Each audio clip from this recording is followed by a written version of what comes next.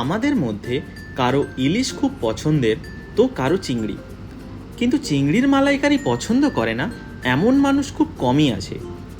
নমস্কার, bachelor kitchen থেকে আমি সুরজিৎ আপনাদের সবাইকে একটি নতুন ভিডিওতে স্বাগত জানাই।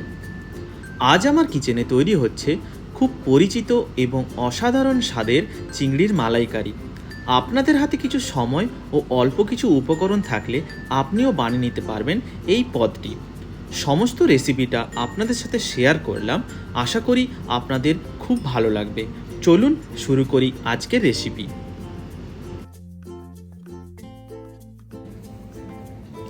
এখানে আমি 500 গ্রামের মতো চিংড়ি মাছ নিয়েছি এবং সেই অনুপাতে অন্যান্য মশলা ও উপকরণ নেওয়া হয়েছে। চিংড়ি মাছগুলো পরিষ্কার করার পর পরিমাণ মতো নুন ও হলুদ মাখিয়ে কিছুক্ষণ রেখে দিন। এবার কড়াইতে সরষের তেল দিয়ে সেটিকে গরম হতে দিন এবং তেল গরম হয়ে গেলে তাতে চিংড়ি মাছগুলো একে একে দিয়ে ভাজতে থাকুন।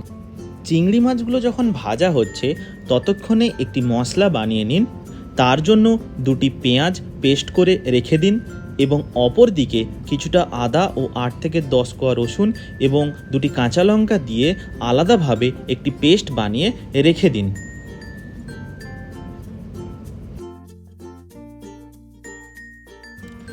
চিংড়ি মাছ যেহেতু খুব চটজলদি ভাজা হয়ে যায়, তাই 2 থেকে 3 মিনিট পর দুই পাশ ভালোভাবে ভাজা হয়ে গেলে আলাদা করে তুলে রেখে দিন।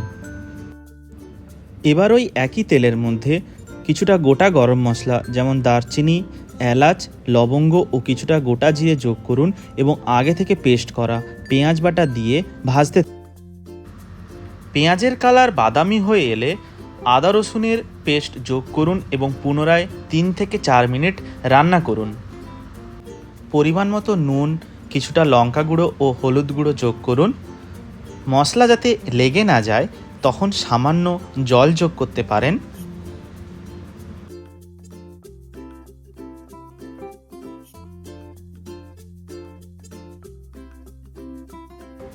এখন একটি অর্ধেক নারকেল নিন এবং সেটিকে মিক্সার গ্রাইন্ডারে দিয়ে তাতে জল যোগ করে একটি পেস্ট বানিয়ে ফেলুন এবং সেই পেস্ট হতে নারকেলের দুধ আলাদা করে ছেঁকে রেখে দিন।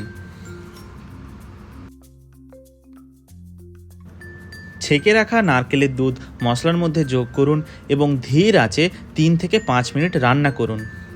মশলা কষানো কমপ্লিট হয়ে গেলে আগে থেকে ভেজে রাখা চিংড়ি মাছগুলো মশলার মধ্যে যোগ করুন এবং ধীরে ধীরে সেটিকে রান্না করুন। চিংড়ির মালাইকারি প্রায় কমপ্লিট। শেষে কিছুটা গরম মশলা গুঁড়ো যোগ করুন এবং গরম গরম এটিকে পরিবেশন করুন।